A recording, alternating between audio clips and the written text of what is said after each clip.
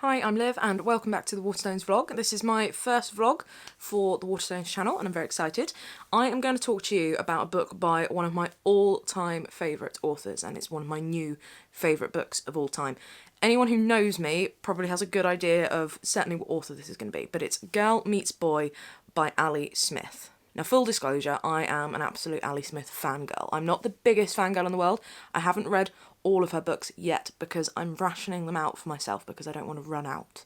Now, this one was published in 2007 and is a retelling of one of Ovid's Metamorphosis tales, and it's a retelling of Iphis and Ianthe. Now, the tale of Iphis and Ianthe, just for a bit of background, is about two parents who need to have a son, and the husband says to the wife, if we have a girl, sorry, we're going to have to kill it. It's all very Greek. But the wife, of course, doesn't want this to happen, and she is visited by some other gods, including Isis, who say, look, if you get pregnant, whatever it is, don't worry about it, we'll handle it. So she gives birth to a girl, and the husband actually names her Iphis because it is a gender-neutral name, and she's brought up as a boy. Now, when she reaches a certain age, the father marries her off to Ianthe, and Iphis realises, she's a girl, this could get awkward, so she goes and prays to some gods, and the gods turn her into a man, and then she gets married. So what Ali Smith does in Girl Meets Boy is she sort of takes this Ovid tale and twists it on its head, and it becomes this tale of sort of gender roles and love, and it's just absolutely fantastic. It's become one of my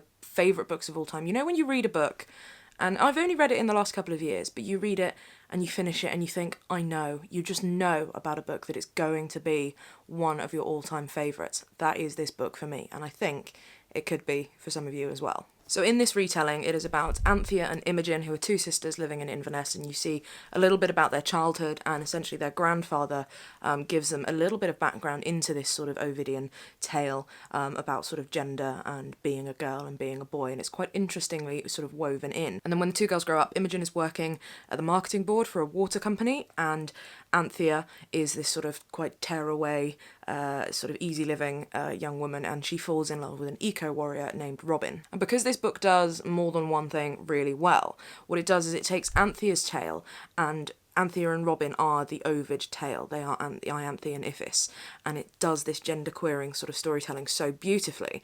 And then with Imogen, it brings her out of herself. She's working for this marketing company with this ridiculous product, trying to sell water and just making ridiculous decisions, and she's gradually sort of realising how bizarre everything is. And she's got this conflict with her sister, of course, now fallen in love with an eco-warrior, and she is learning more about herself as she goes on and who she is as a person. And it is written with Ali Smith's sort of trademark, just absolutely scintillating prose.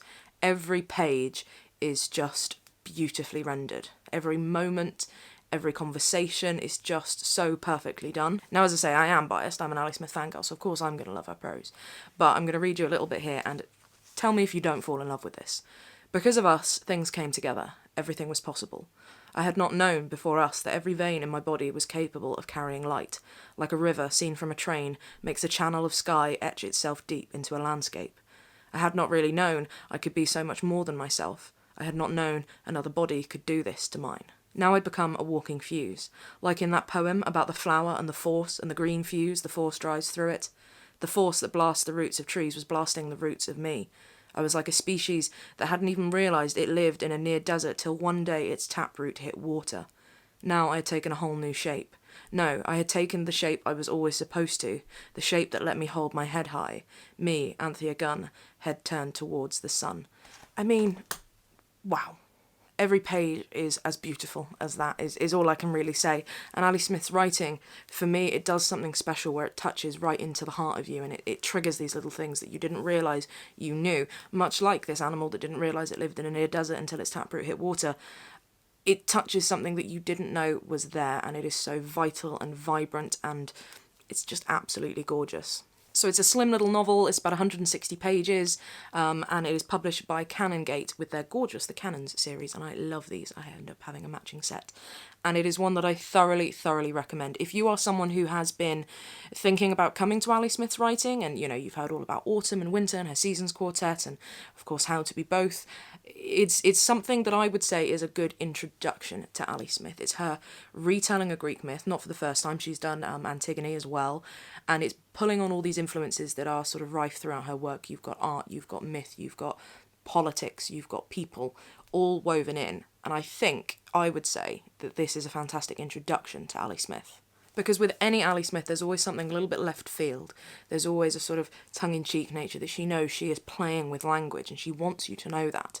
But with this one, it is so rooted in people and love and politics. It's so resonant and relevant that for me, it is just a fantastic introduction to Ali Smith. So as you may be able to tell, I am a huge fan of this book, and I really think you will be too, so give this one a go.